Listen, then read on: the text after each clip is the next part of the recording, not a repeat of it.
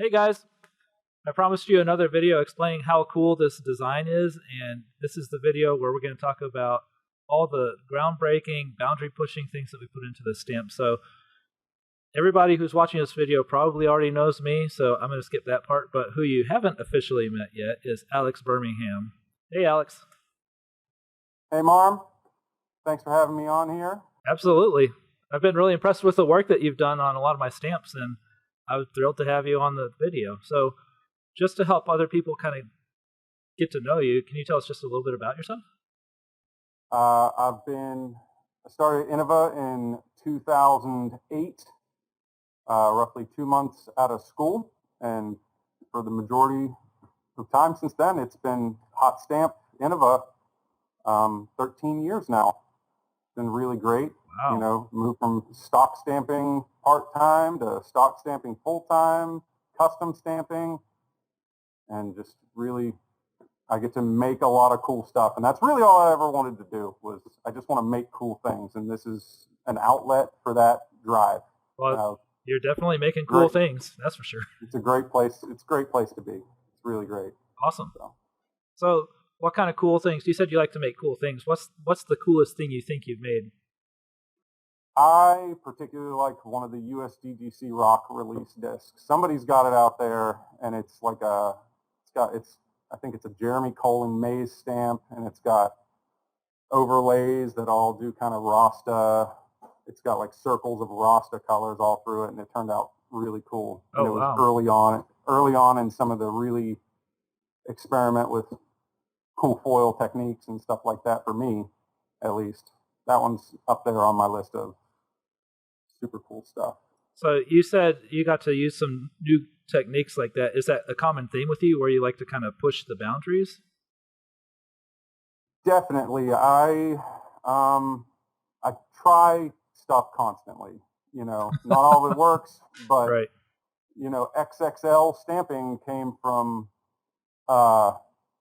putting a Rock 3 in the machine that was stamping pulsars, and it just worked. So it's like, why are we not just doing this more?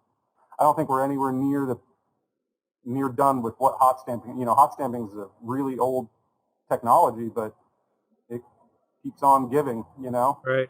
really, really enjoyable. So speaking of foils, I see in the background behind you there, that's just one workstation, and you have several others that also have a ton of different foils, right? Yeah, this machine right here is the original East Coast Innova hot stamping machine. I think it was in the mid 80s. I've got the paperwork upstairs, so it's got some history to it. Oh, wow. You know, USDGC rocks for the entirety. It's custom. This is the machine I mostly work on. Wow. It's the custom. We have one other one over there that's also similar to this, and it's a custom stamping workhorse. So where do you have the basket? Is it over in the corner? No, they're outside. Okay. There's two back there, one over, you know, there's a few. You'd sneak little breaks in there and just go fling some, I guess, KC Pro AVRs? That is my putter. I wouldn't say I take quite that long of a break. When I get focused, I like to, Right. I might walk away. I walk away to come back to something giving me problems usually, and it's like, okay, I got it now. You know, that's. So I'm wondering if that's a common theme behind the creative types, because I absolutely hate to stop. You can you can ask my wife, like, I don't care if I'm missing sleep, if I'm missing food, if I'm missing, it doesn't matter what. I'm not going to stop if I'm in the middle of something. I'll speak about the things most recent. The Berserker is what we're, you know, talking about. When we got the dies in, it was a surprise to both of us that the dies came in at the time they did. We kind of, that very morning, I sent an update, or requesting an update from the die maker that did this. I'm like, hey, where are we at with all this? Right. And then, you know, by the time I got in that day, FedEx had delivered them. So it was right. Oh, because we never said, please make these for us. It was just, how much would this cost? And then the next thing, Next thing I know, I got a text from you. You're like, "Do you know something I don't?" And I'm like, "Oh no, he has them already." Yeah. I had already, this stamp I had, this gave me more anxiety than any stamp I've ever had. I don't normally have much to do with the design aspect. I'll give a little input now and again whether something will work, but this one I had a little more involvement, I guess a lot more involvement than what's normal. So I was most nervous of saying I could do something and then it not working. I was confident the whole time that it could work, but Right. there was just that lingering, like, yes, I'm fully confident all these things are going to be successful and able to be done, but there's just that you know, lingering little bit, like maybe I'm going to learn something new in a hard way here, you know. Right. Um, so the die showed up, and it's like, okay, now we're really on the hook for this. And I finished that talking about once you get started on something, you'll work late. That day the die showed up was probably the longest day I've worked this year. It took, I spent hours prepping the dies to try, all the work you put in a ton of work making this as functional as possible, and it paid off big for us. But then I wanted to make sure I followed through on prepping, getting the dies prepped, getting the machines prepped, Right. workstations, You had to making create, it. if I remember correctly, you had to create new tooling because these dies are so different. You had to create new Yeah, tooling to adapt them to your machine. yeah, I know. I didn't take a lunch because I had to tap new holes in this is the machine that we stamped all those. It's our big 15-ton press, so it's a good sledgehammer. I had to drill new holes in the die mounting surface Right. and then tap them. So I didn't take a lunch until I had all those.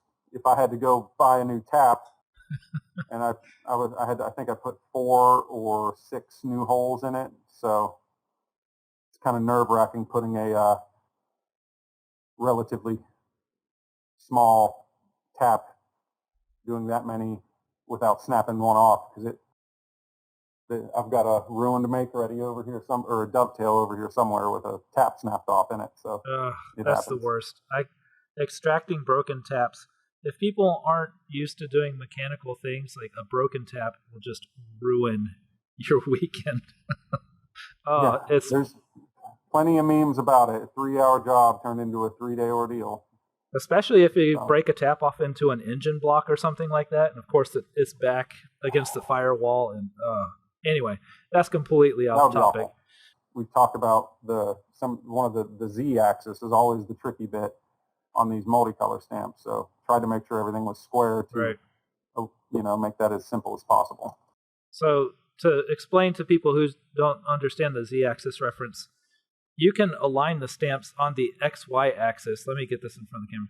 You can align them like this, but if they're rotationally off like this, that's the z-axis. This Yeah, up and down, left and right, that's XY, and then rotational is Z. So you can get them perfectly aligned on XY, but if they're just very slightly rotated in relation to each other, the stamp's going to look terrible because you're going to have big gaps over here and no gaps over here, and things won't line up. So you really had to put in the effort, like an ounce of prevention, pound of cure, right? I mean, you put in all the effort up front because that will make sure that everything is perfectly aligned X, Y, and Z. yeah. Especially normally on the multicolor, we've got these two right here are what most of the Zen series are stamped on, and normally it's both machines are set up. So, you run through one die on one and then you shift it over to the other. And if you make a mistake, you're able to replace it. On this, because it was kind of new territory, it was all done on one machine.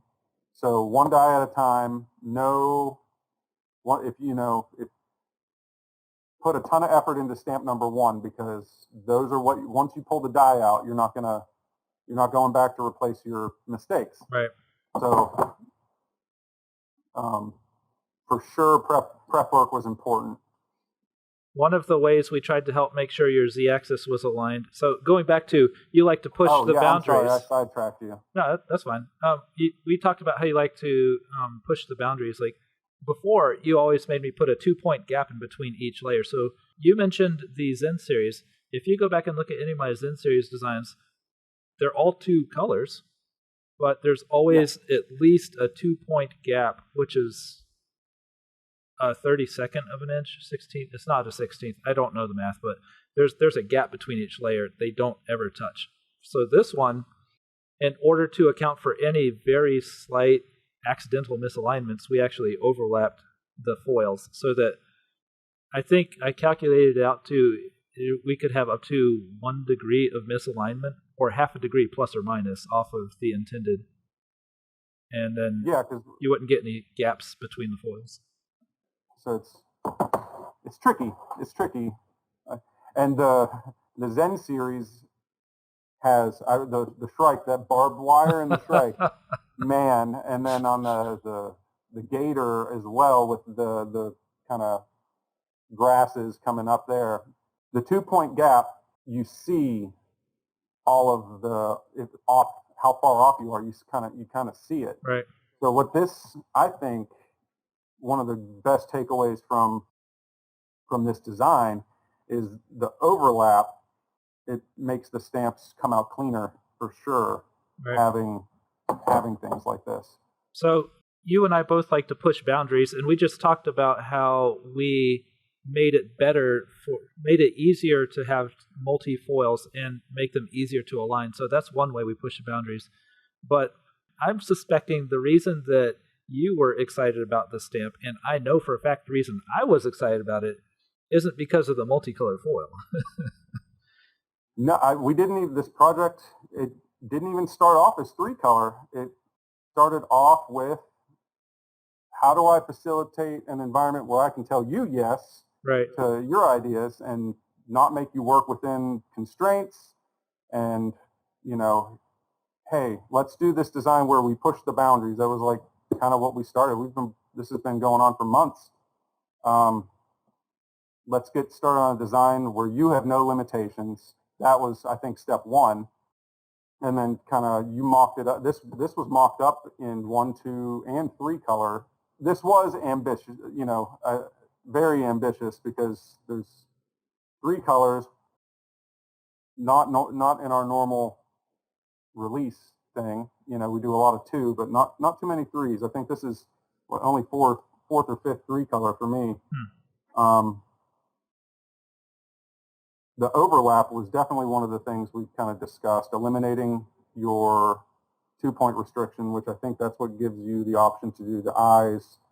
And I love the beard. The way the beard turned out was really excellent. So one of the big things that I really enjoyed about this was you let me. So before, I think you didn't want me to go above a 1/4-inch diameter continuous foil.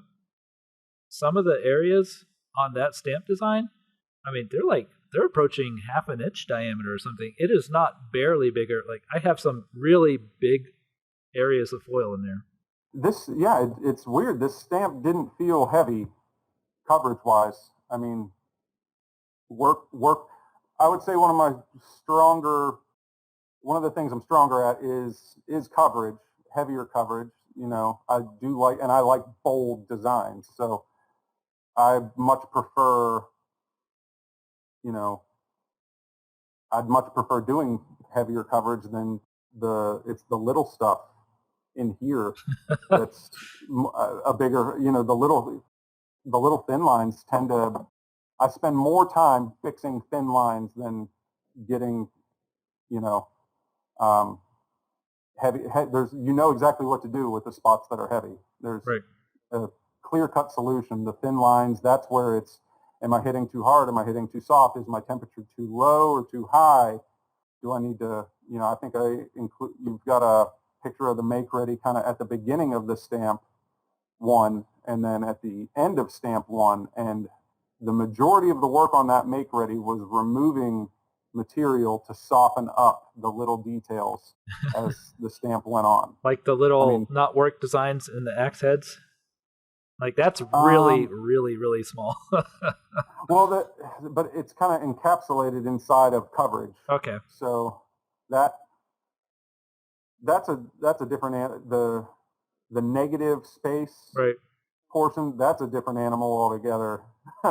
And as far as stamping goes, like the text, like this has no text on it, but usually one of the hardest things to do is if you have a solid block and then the text is out of it, Right. is the negative of it. Right. That can be a bear. Oh, that just gave me an idea for a really cool stamp. No. Great! I can't wait. But yeah, it was the majority of this design. Material removal wise, die one was just some edges, softening up edges. Die two was softening up parts of the axes, and of course, I'm taping up, doing things to alleviate the majority of dropouts or in the heavier places, but it's pretty simple to fix those. The tricky bit is getting the small things to not really be pushed into the disc, and especially if you're overlapping on those edges. One of the things to keep in mind was if the edge of these areas is pushed in to the disc, it's not going to take foil as well on the next stamp. So it was highly focused for every portion of the stamp here. You find you find that draining when you have to focus exceptionally hard for a task, and you're just the whole night you're just laser focused. At the end of the shift, you're just like, oh. Well, like when we got these dies in, the day flew. It was just kept going, and then once it was done, it's like it's like okay, now I see how I definitely was, but when it's something this was I think I told you this was the most exciting design for me in the this one really had my spark going. It was a lot of cool things. Well, thanks. I put a lot of time and effort into all of my stamps, and it's really nice to hear that you appreciate and get excited about them, because I'm excited about it. That's a given. Well, yeah, and that was part of the we worked a lot back and forth on this, and it's like, how many hours do you have in? And you don't have to share that, but it was a lot. He did a lot on this design. So it was like, okay, I said all this could work. He's put all this effort into it. Now the dies are here, and I have to make it work. So failure was not an option. So touching on the dies, the thing that I am the most excited about this stamp design, we haven't really even talked about yet. It's the textured part of the dies. So I'll show some beauty shots while we're talking, and people will see what I'm talking about, because it's difficult for people to see this on the internet through just photos. So, but each layer has different textures built into it. So you can have one foil stamped onto the disc. It can have different areas of texture, and that single foil can look like 5 different foils. And you were telling me earlier that there's one type of foil that exaggerates the different textures. We did a lot of different colors. Nothing too as far the textures are in the die. Right. So for the most part, there's a few, I mix it up. You like some sparkly things, but holographic, we have a lot of different holographics to choose from. So, there's kind of like a laser, it looks like a CD backing, silver and gold. That was a lot of gold on the shield, because then that came through, because it's even hard to tell. The textures make the foil look different, which is just amazing, because you put so much effort into that portion of the idea. His face, it's hard to even believe the background of his face is the same layer in the stamp and same foil as the wood texture in the shield. And you can turn a 1-color stamp into kind of like a 2-color stamp without that thing. And this is we have 3 different dyes here, but there's 7 different textures. Right. Yeah, it's crazy. Like, I can't exaggerate enough how you have to see these in person. My favorite portion is the wood. I think I did a close-up on the transition, because the textures are actually able to be up against each other, which was mind-blowing to learn. We knew that we wanted to play with textures, and I knew that if we were going to play with one texture, I was going to put a ton of textures in there. And so yeah. that absolutely played a big, that was a huge influence on the subject of the stamp, because I had to pick something that could handle a lot of textures. So like there's the metal axe heads, the wooden axe handles, the linen on the wraps, the wood on the shield. There's a different texture for the rim around the shield. There's like the textured helmet, the skin, the beard. I mean, like, if you want textures, like, this was one of the best ways I could think of to get a bunch in one place. So it was, yeah, I was, after part of our, when we were talking about pushing the boundaries, this was one of the ideas for tools to be used. And then, you know, I was hoping at least one, I was like, man, just wood grain in the shield and regular dies for the rest of it will be cool. And then you got your hands on everything that was possible with it. And it's like, finally, somebody else thinks this is really cool, because you went way, really deep into it, and just the back and forth you did with getting them layered properly was pretty. I don't think I don't know. It couldn't have been pulled off like this without you being a part of it. There was so much effort put into it, and it was.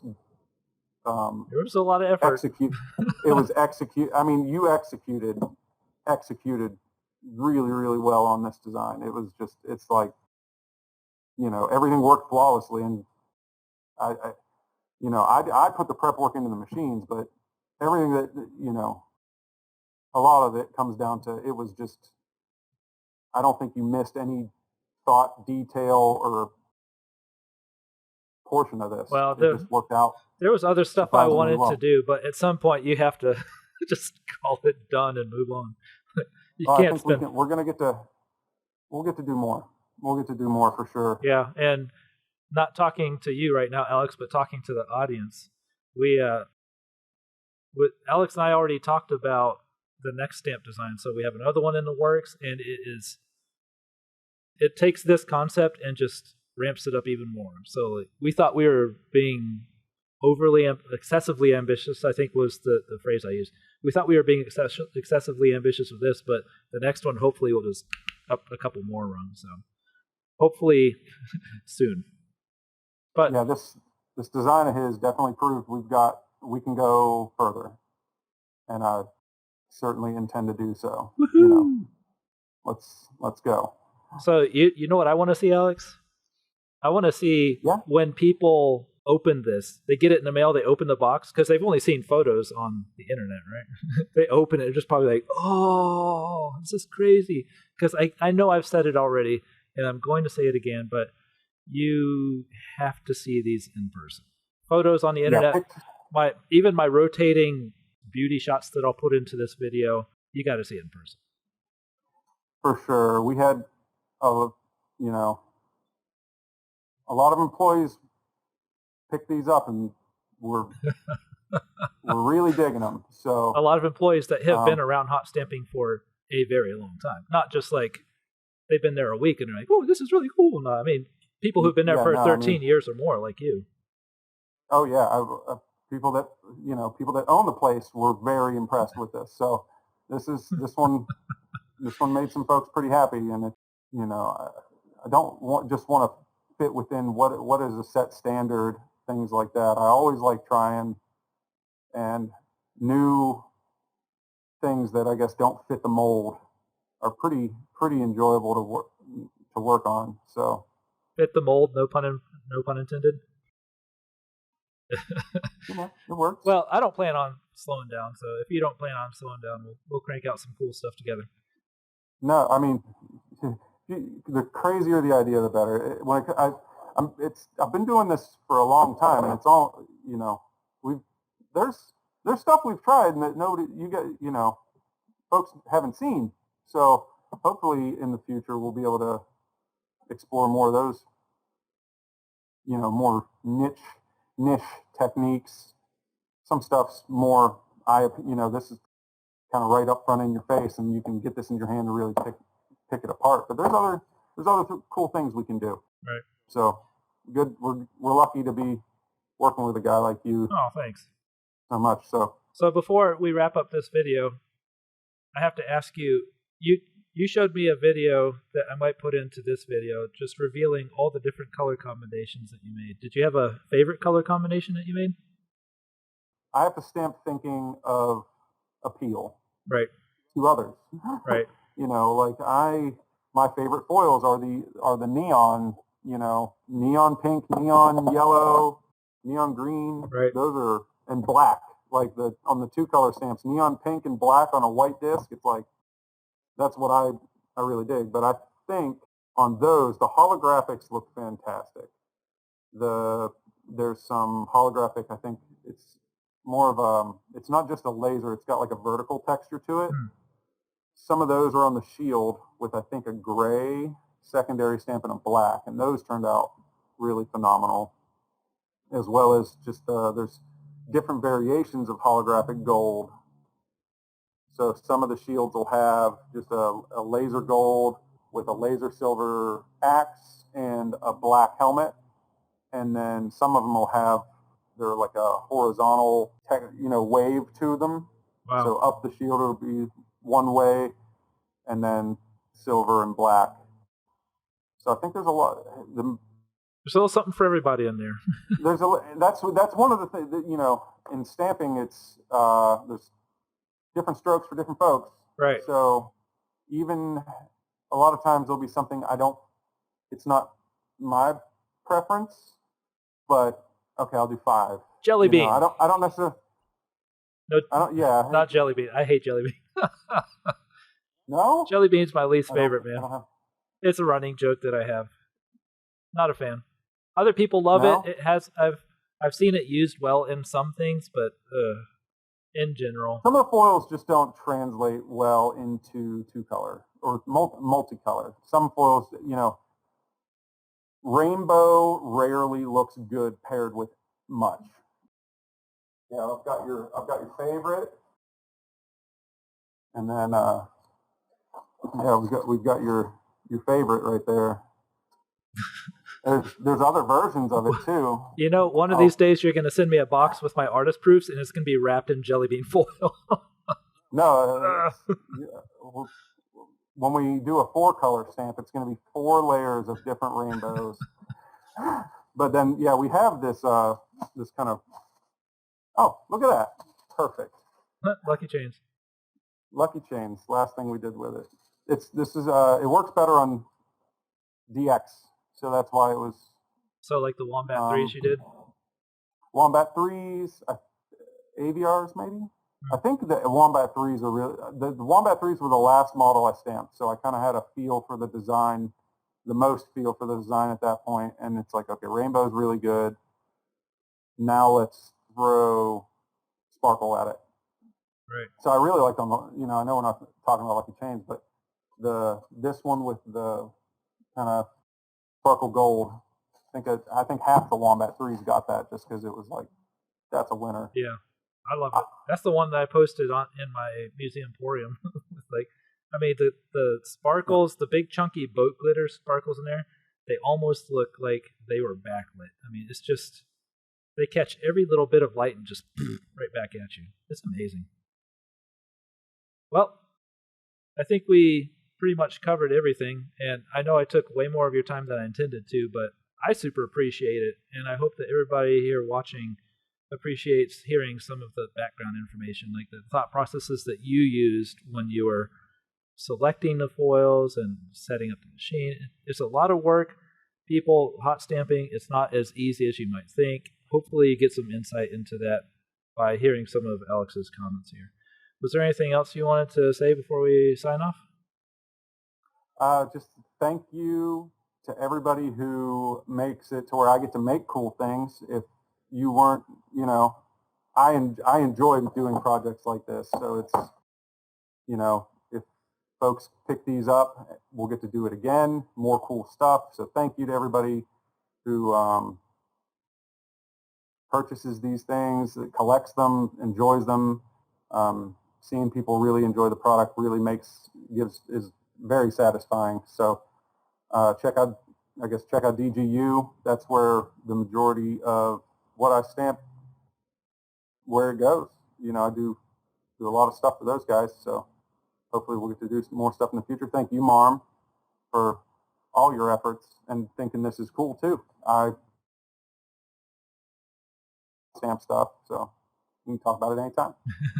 Well, be careful how you offer that. I might take you up on it. Okay, I'm gonna sign off. I super appreciate it, and I hope you guys have a good day, and we'll catch you next time. Thanks a lot, guys.